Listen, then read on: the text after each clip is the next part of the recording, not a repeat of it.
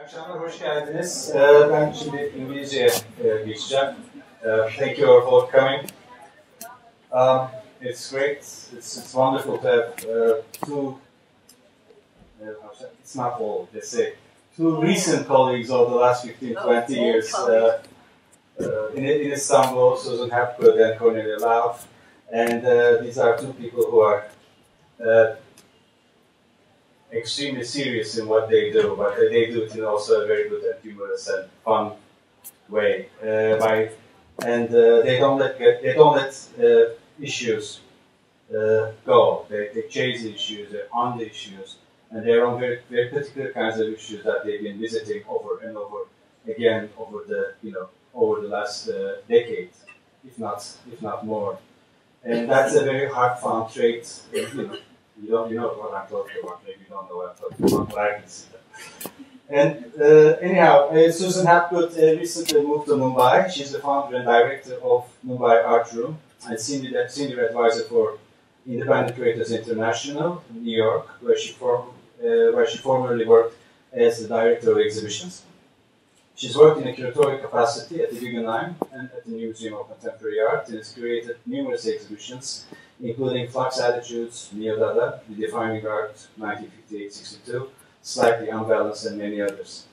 And Hapgood has authored numerous catalogs and magazine articles for journals, including Frieze, Art in America, Flash Art, and lectured extensively all around the world. One article by her in Art in America about what happens to installations after the artist has passed away has been one of my canonical texts for my education.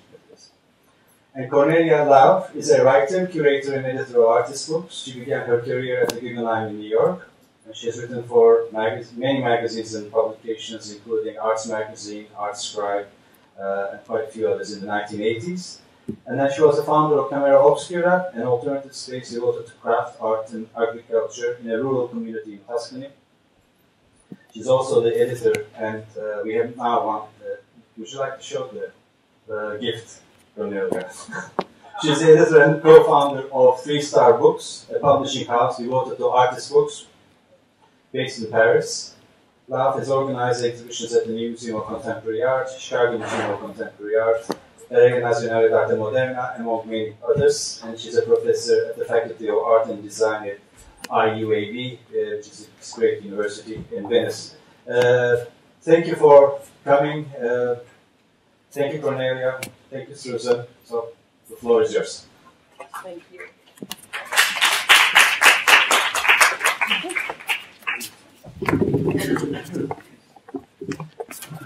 Thank you, Rusty. Thank you, Berchin. Thank you to the staff of the museum that has hosted us. We're very happy to be here. And thank you, Veronica. Yes, thank you, Veronica Belay. Susan and I know each other 25 years. It would be false for me to stand here and say that we're doing an objective study in art history. As you all know, art is a lived passion, especially contemporary art. And both of us have been deep in the trenches with living artists. We met at the Guggenheim. Then I left the Guggenheim because I got married to one of the founders of the movement called conceptual art, artist named Joseph Kassoud. My honeymoon was here in Istanbul at the Yeşilev 25 years ago. And then that petered out after 2 decades, and I have just been looking at the way artists brand themselves and make themselves from up close and with a little bit of distance since I began working in this field. The way artists identify themselves, this famous painting by Albrecht Dürer where he is supposedly painting a picture of Jesus Christ, but it's actually a self-portrait. The way artists brand themselves often takes place in a material form. In the 17th century, 18th century, 19th centuries, artists showed their techniques in trompe-l'oeil, in the painting of dogs, in the painting of flowers. This is a well-known 17th century Dutch flower painter, Belgian flower painter, Flemish. And he showed his wares by deliberately painting them and doing his little self-portrait there. The way the artist presents themselves takes place in either a painting form in the 17th century or in a mediatic form, as Maurizio Cattelan has been wont to do. This is his artwork that he did in the Boijmans van Beuningen, but you may know it only via reproduction. The way this work has been transmitted over the last 10 years or whatever since he made it has been via its printed material or its internet form.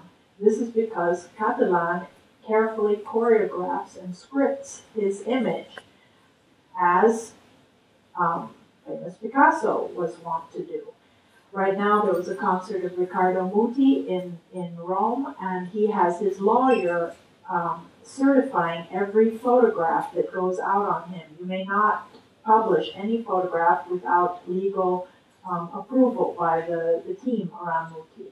And the same for Picasso. Picasso was an excellent photo editor and scripted his presentation in magazines very carefully, the same way as he organized his signature over the decades. And there have been studies of his artistic signature. Other artists famous for branding themselves deliberately, inventing their personas, are, of course, someone like Andy Warhol. What I'm saying is that the artist is one of the most basic and most creative entrepreneurs. Here's a 19th century, no, 17th century picture of 18th century picture of an artist in his studio. And the thing that I'd like to say here is that basically we have shifts in typologies and media going on over the centuries. And in our age, this has taken the form of contracts and a kind of written document. In other periods, it was in the medium of paint.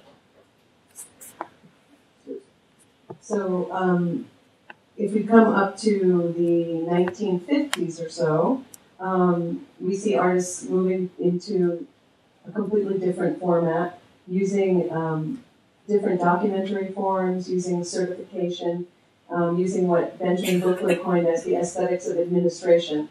And so here we have a picture of a lawyer holding a document. I don't know how many of you have gone up and seen the show, but it's up on the first floor, and it's comprised of almost exclusively either certificates of authenticity, or invoices, or contracts, or all kinds of administrative formats.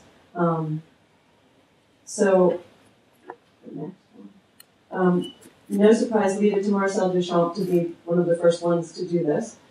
He did not actually use certificates of authenticity for his work. We were quite surprised to find out. But he did, at this very early stage in 1919, make this, which actually initially was a drawing, which, as you can see, looks like a legal check, a bank check, which was not printed, which was actually drawn to look like a check, and he used it to pay his dental bill.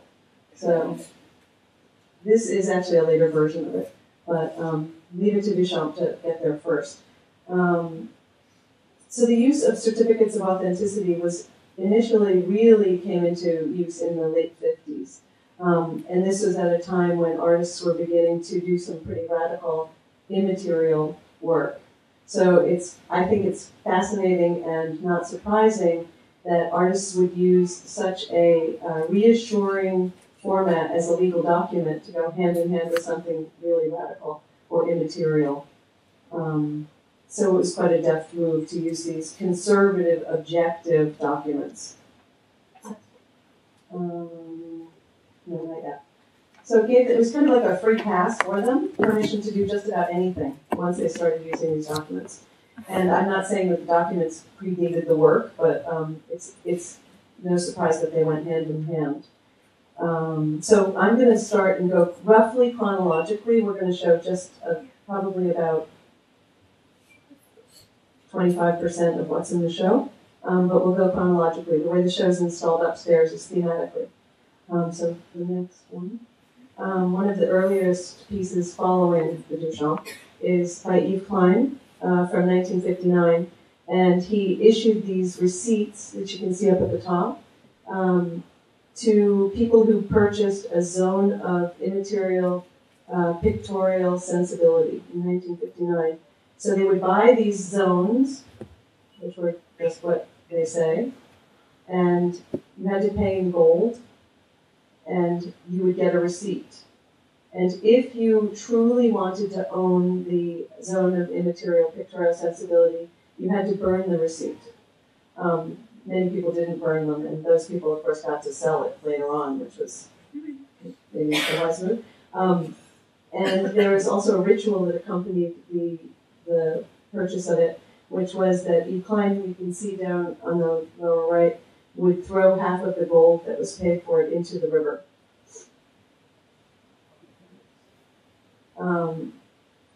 From roughly the same time period, Piero Manzoni was doing these, all different kinds of works, but this is one of the series that's pretty outrageous, where he was signing human beings as works of art. Many of you may know these series, I don't know, but there are a lot of really great works that we had to go on, to go find these certificates.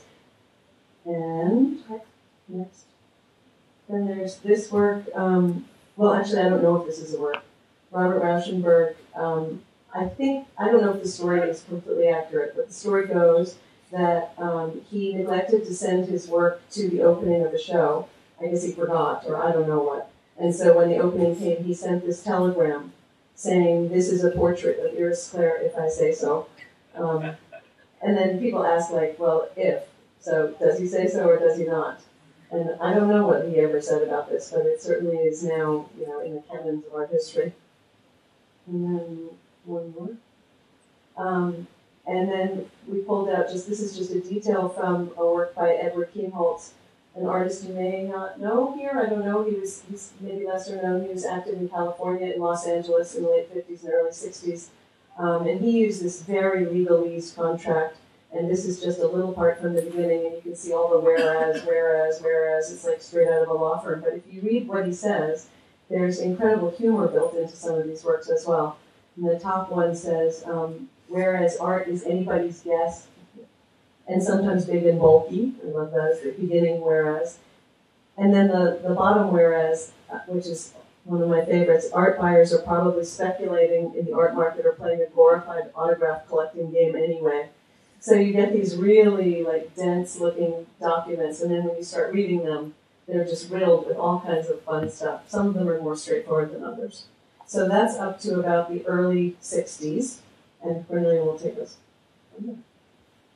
So, as part of my double life as a curator, art historian, but also wife, I had the job at home as the artist's wife of finding the right file cabinets because they had to look right, getting we had a whole row of typewriters from various periods, and then I'd have to find the balls with the right kind of typeface. Joseph didn't remake certificates. If somebody lost a certificate, that was their tough luck.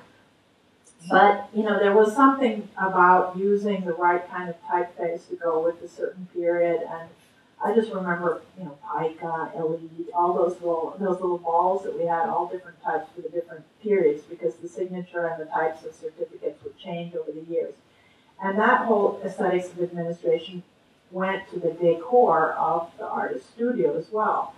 As you very well know, the taste for that type of thing was heralded really by an artist named Robert Morris, who was one of the very first to take these types of filing situations and put them on the wall as art.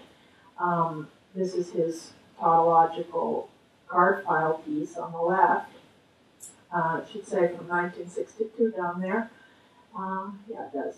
And then on the right, we have Art and Language's kind of quotation of that 10 years later when they made a whole information room.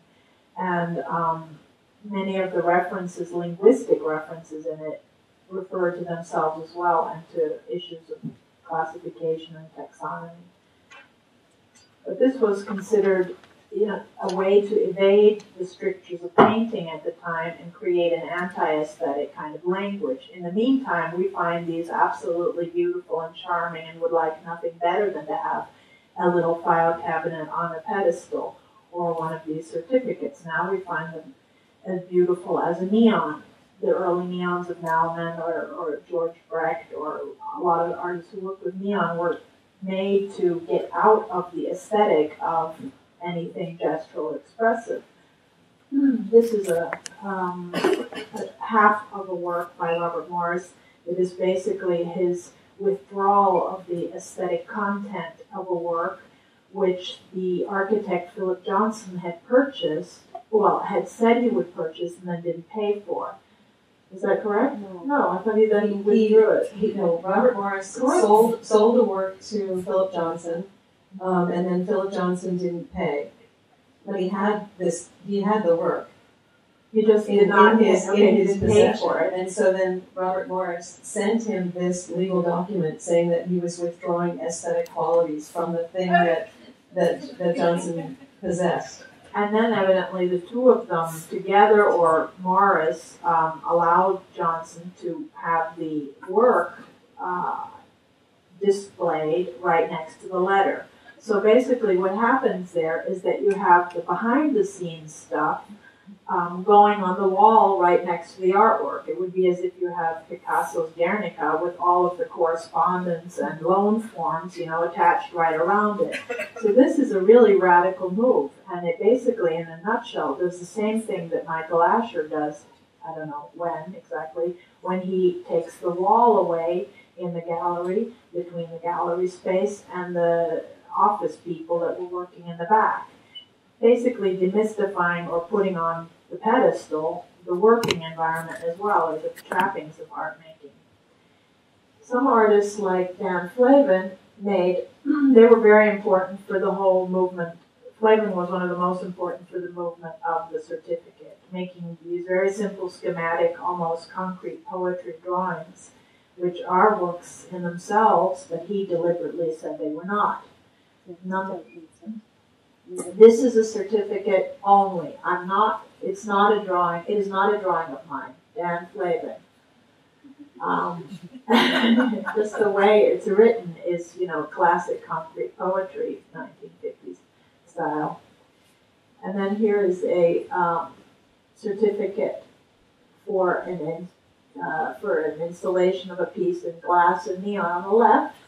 And what you might be struck by is the legal language invented by the artist. I have a whole box full of, this is not an artwork, this is not an artwork, this is a certificate only, this is not a drawing. I mean, actually in our house, when Joseph didn't like some of the furniture I picked, he would make a little sign and just say, this is Cornelia's aesthetic choice. And I have those still too. May I remind you this is being recorded? Anyway, let's keep moving. This was in the kitchen. He was a very good friend of Gordon Matta Clark, and for a while the executor of the estate. But since this is being recorded, I'm not going to tell you any more gossip. At any rate, this was just an idea for Joseph's loft to be sawed in half as a little birthday gift.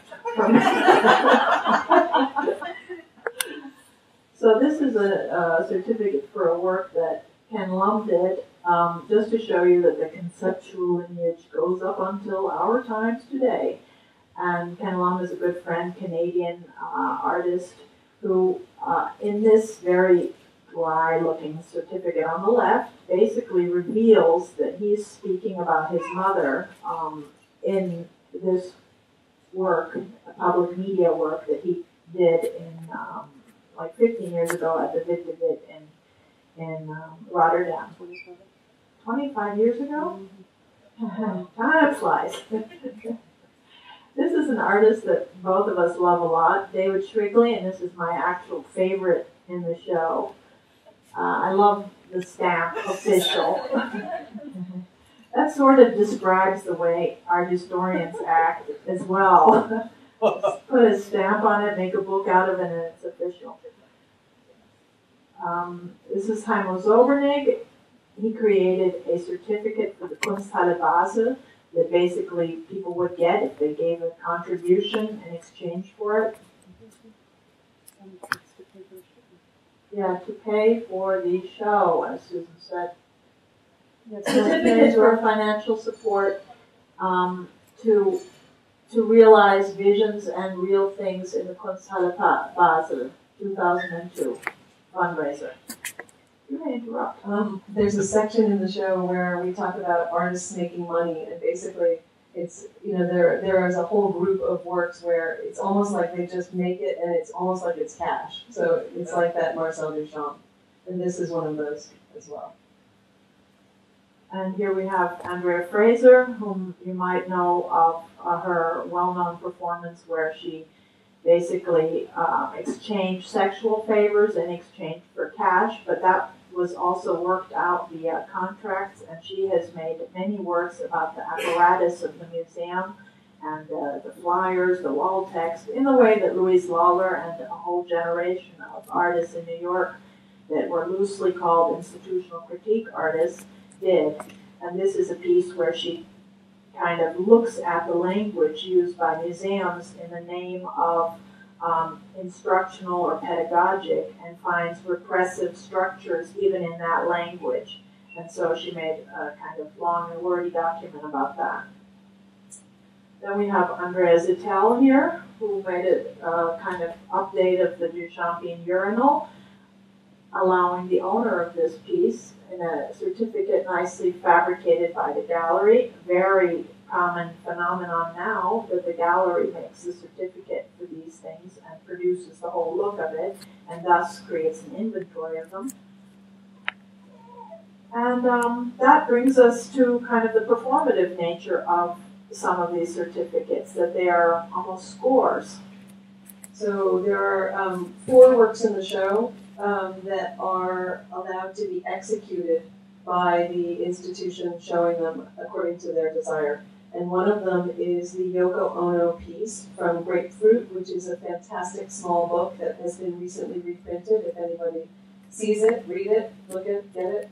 Anyway, it's got these performance scores, which are very, very simple. And the one on the upper left, Line Piece to Lamont Young 1, Draw Line, Erase Line, is a work that's going to be executed following this talk upstairs. So you're all invited to come up afterwards, and we're going to make it. And it's been made at each one of the venues to varying degrees of enthusiasm. Here is the making of it in New Delhi, and this young artist, Sujit. It was, I don't know, it was a few hours before the opening, and nobody had been found, and they said, yes, we want an artist to do it. And there was this mad scramble, and all of a sudden this whole pack of people showed up, and Sujit was the one who was going to execute the Yoko Ono, but then there were all these other people. And what they ended up doing, I probably shouldn't say because then they'll all think, oh, we're going to do that too. But he would draw, and I mean, he started drawing, and then he let other people take the line and draw, and then he was doing the erasing. It went on, it became a performance that went on for, I think, an hour. And his hands were like bleeding at the end because he decided he was going to erase the charcoal with his hands. There's another work, I'm only showing 2 of the 4 that can be executed. A Saul LeWitt wall drawing. We started off trying to find one of these, and of course all the lenders were like, no, forget it. We're not lending you one of these. And then we went to the estate, and Saul LeWitt's daughter understood instantly why we were doing this show, and she said, would this one be useful? And it is comprised of the text. These words are written on the wall, and you can see materials are determined by the drafter, language by the location, and size by the location. So this allowed us to do this anywhere. Anyone could do it. It made it just like you could travel anywhere. So we were just so delighted. And the way it has gone in each place has been amazing too. Yes. Again, in New Delhi, I went to the opening, I was there the day before, and there, the people involved with assigning the work didn't know who Saul LeWitt was. And so the whole notion that I might bring to it with the solemnity of executing a Saul LeWitt wall drawing was not there at all. Who Saul LeWitt? So they assigned this because it was kind of,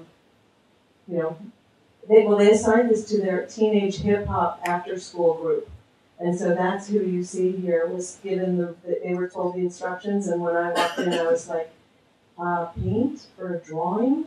Well, okay, I guess it said materials to be determined by drafter, and I had to just suck it up and thought, well, who am I to say what a silhouette wall drawing is supposed to look like? And then, so here you have a juxtaposition of... Looks like a Lawrence Wiener, doesn't it, in a way? It has the colors here on the left. Oh, yeah, maybe. They didn't know Lawrence Wiener either. No, I think they were thinking more of graffiti, actually. Okay, next. And then I'm just going to show you a few installation views of the show. We were delighted when we were approaching the first opening, when Congress came to us and said, well, can we do a pre-show of the show? And we said, well, okay. And they picked a few works, and they did those instead. So they didn't make it onto the itinerary, but they did do a preview. And this is the first venue. This is in the Netherlands, in Middelburg, where, I mean, it looks different in each space, but it still looks the same to us, I think. I mean, they are documents. They are what they are. This is in Venice. This is in New Delhi. It looks very much like Middelburg in a way. And this is in the Mumbai Art Room, which I run in Mumbai, and I was horrified to think that it was never going to work because the space was too small, but it actually worked just fine. I was really pleased. And now... So, to conclude, I'll just read our little conclusion. The presentation, negotiation, and sale of work by contemporary artists involves multiple levels of authentication. Sometimes the frame supporting an actual artwork is more elaborate than the work itself. A coherent critical reception, physical staging, gallery or museum contextualization, promotion, photography, and clear authenticity are all factors in the successful life of an artwork. Yes, indeed. And that is our certificate as we certify this phenomenon and thus add a little, just a little brick to the history of art. Thank you very much.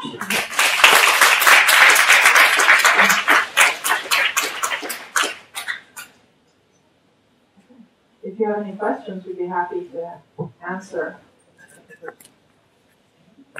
Can I make a quick one? I mean, this project did not take much. There wasn't much shipping. Can you speak to this a little bit? I was talking about it didn't take much what? Shipping. No, it didn't take much shipping at all. But I actually was going to talk about that, but forgot to. The way we did this, it was quite carefully conceived. My previous job as director of exhibitions at ICI, we traveled exhibitions all over the country and outside the country too. But sorry. But is it back on? Hello? Testing? Okay. So we sent things all over the world, and so I was quite aware of what things cost. And we were always trying to think of exhibitions that were light on their feet like this and flexible. And so we got to a point where we were thinking, okay, are we going to try and get the original documents or not? And it became this question of like, do we really need to? In this day and age, can't we just get high-res digital scans that will be absolutely look the same? I think it is problematic to some institutions, and those are the ones that say, never mind, I don't want the show. But to others, the price tag that comes with the show is very, very low, and it's very flexible, and it could go on theoretically forever. We've stopped, trying to market it because it just got to a point where it's like, okay, we have 8 venues, it's enough. But if you keep going, I'm sorry, we didn't say that high-res digital files are uploaded on a Dropbox in the cloud, and then you download the files and you print them on paper that it's mostly A4 paper. We give the sizes, we give the paper stock, and that's it. And they have to all be destroyed at the end. Okay, one more thing I do want to add, though, that in terms of organizing the show, it was just as hard as organizing any other show. We had to negotiate each loan. We had to discuss, in fact, more so with the artists, what this was about, why, yes, we would destroy things at the end.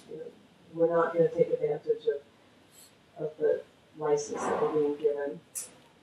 Some artists, only 2 artists refused. Tino Segara which was sort of interesting because his gallery said that he does not deal in any kind of contracts.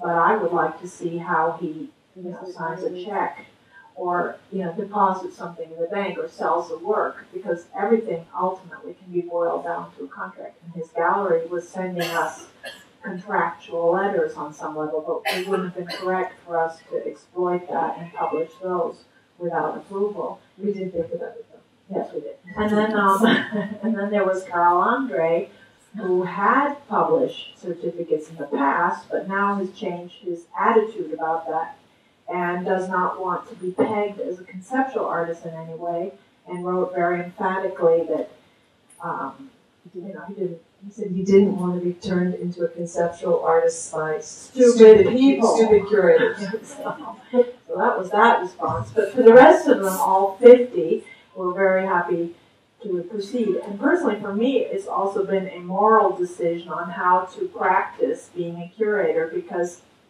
I'm from, and Susan is from the generation in the 80s that saw Keith Haring putting his babies up in the subway, or Barbara Kruger or Jenny Holzer doing wall texts that were cheap stick-ons. And then all of a sudden there was an explosion, and they would be doing $1 million pavilion in the U.S. Pavilion in the Biennale. And it somehow, to me personally, always seemed like a schism between the kind of political texts that were going by in flashing letter set, but to the tune of really, I remember when Jenny Holz's pavilion cost $1 million to do it. To me, it seemed like a contradiction of the original spirit of that type of work.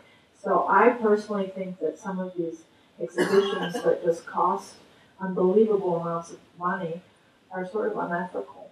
And so I kind of like this guerrilla way of working, even though we're very happy to be in a fine hotel and enjoyed our Pasha's massage totally today. It's not that I'm against that, but where one can, one should try to do things in the spirit of the original artwork. So that's that. Any other thoughts? Mary had a question.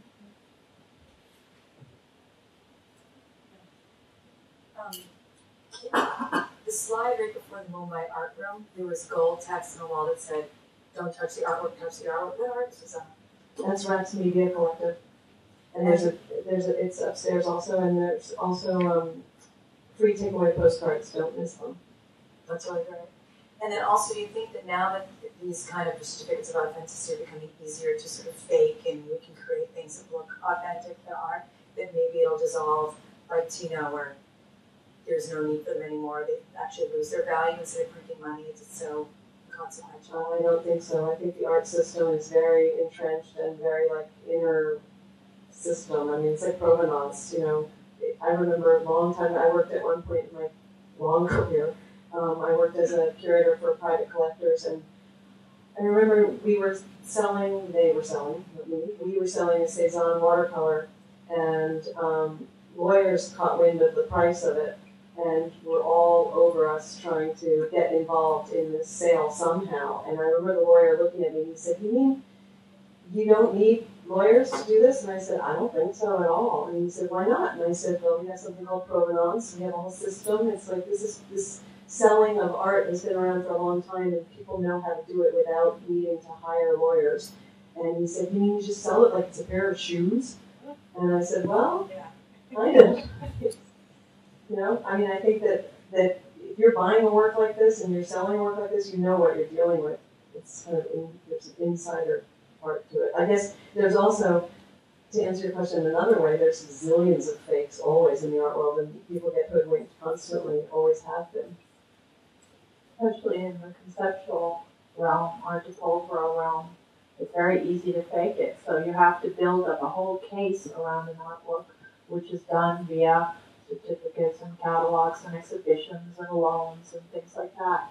That's actually infected even the old master field, so that, say, a Caravaggio, which is not necessarily a Caravaggio, has to be proven by the whole paper trail around it now, much more than it used to. It used to be a question of connoisseurship in the eye, but for painting to have its value or its authenticity now, it has to have that dating and provenance proven in a natural way. The Cezanne that I was talking about, the lawyers did end up getting involved because nobody felt comfortable enough about the amount of money changing hands, and so there were documents drawn up by both sides, the buyers and the sellers.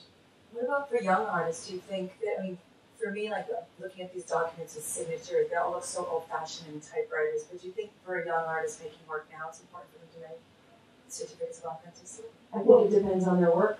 There are a couple of lawsuits that have taken place. I mean, Katie Noland is not a young artist, but that's a big lawsuit that is currently taking place, and Richard Prince has gotten into issues of authenticity and copyright. What constitutes a Richard Prince or what constitutes a Jeff Koons if he takes somebody else's work and puts it into stainless steel. I mean, is it his work? Can he say it's his work? So those issues, the field of art law is an exploding field, and these copyright issues are becoming the thing also with the internet. So this is kind of the backbone of that, or the background for sure. And there's a fascinating schism between the work of art and the documentation of the work of art also. And we were talking earlier today, I just recently learned that the British Museum, I mean, it used to be that copyright and intellectual property, I guess they're two different things, but copyright and use of an image was closely guarded. To even reproduce an image of a work of art was something that was only allowed, in certain cases and not others. But now with the web, it's ridiculously easy to copy anything. And I had a conversation actually with the director of the British Museum the other day in Mumbai about the British Museum's decision. The Board of Trustees decided to make all the images on their website, which is I think most of their collection, high-res digital images which anybody can download, high-res images. And I said, well, how are you going to police that? And he said, we can't possibly, but we decided this is, what's owned by the British Museum is owned by the public. And so it's not the work of art, which is what you were initially asking about, but I think that the copyright issue of letting the image go is amazing, that it could be free to anybody, anywhere. Yeah. It's a different answer than what you were asking, but it's related. But if you publish on one of those works, you still have to get permission. If you go to a publisher, I don't know whether they're copyright. That's fair use. Fair use. But if Taschen does a big book called the British Museum, I have to ask. And I asked him about that, and he said the director said that miraculously most people that are going to do that do come and ask because they're so they're ethical, I guess. Yeah. That's very interesting, the distinction between the work of art and the documentation of the work of art as a certificate. And it was very interesting when you said one of the artists said they didn't want to be turned into a conceptual artist.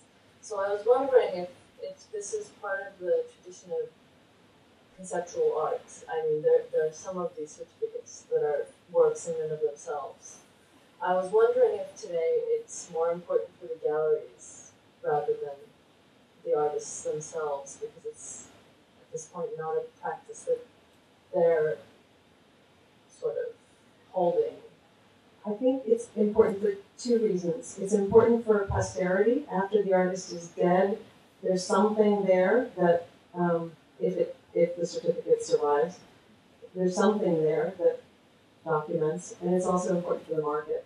So it might be important for the gallery, but certainly the artist is the one that's getting money too. So it sustains the market.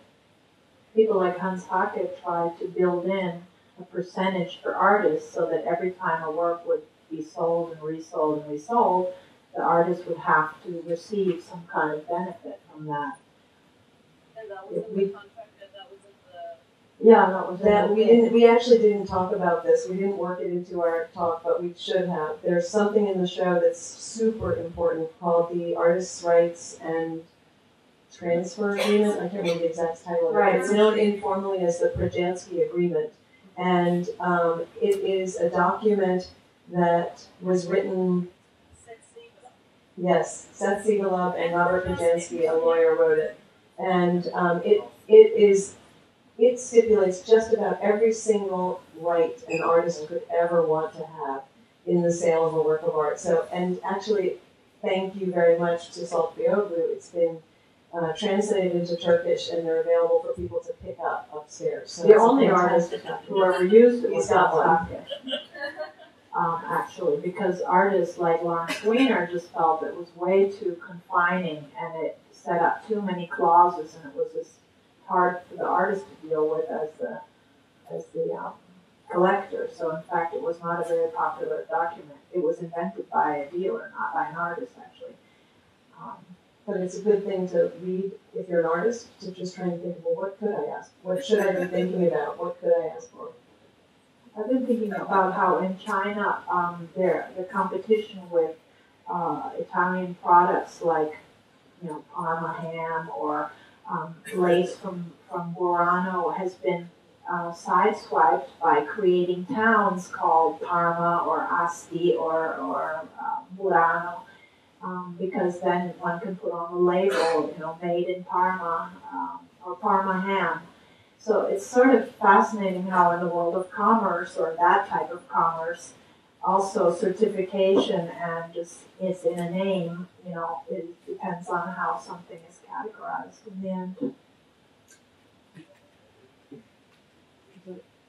Question?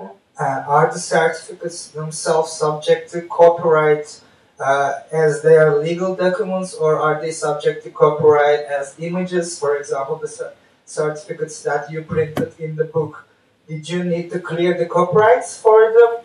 Or if they are not subject to copyright, for example, can I copy them without asking you? Because they are also printed in the book, in your book. So do they have a copyright? You can photocopy them as fair intellectual use. Yeah, I'm talking besides the fair use. By the way, also, for example, you cannot use an image as a fair use for an article or any other thing. You need to clear the rights. You're asking if you could copy it, right? I mean, in general, besides the fair use, can you copyright? Are these certificates subject to copyright as legal text? Yeah, sure. Can you copyright a legal text? We could not publish these without the permission of each artist.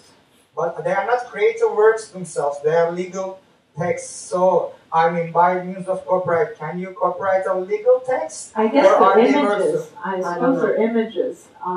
The design rights, maybe. Let's just say we got rights for all of them, and because we negotiated. Yeah, we negotiated every single one. We had to get high-res digital scans of every single one, so that you can't do that without getting somebody to send it to you. And the one that we didn't get the right for, the Carl Andre, I wrote about it in the text. So it's in the text in word form, but not in an image form. So for example, if I got a work and if I got a certificate, can I use it? Or can I copy it? Or because it's not the work itself, it's a legal document, like a... well, how would you get, if you got the certificate? If I have it myself, if I have the work and I have the certificate, so... No, I don't think you can. It? I mean, it's if it's for a work of art, I guess it depends on what the agreement is with the artist, is the answer. What do you mean? If you go and make a Dan Flavin, if you go get yourself a fluorescent tube and you photocopy No, I mean that? just the certificate. I mean, can I... If I have it, because if you're talking about copyright, it describes the permissions of who can copy a creative work which is subject to copyright. But as I know, legal texts and documents are not subject to copyright. I'm not sure about it. It may change from... I don't actually know the answer to your question. Okay. I don't know. Okay. I don't know. If Daniel McLean were here, he wrote one of the essays in the catalog. He would know it right away. He's a lawyer.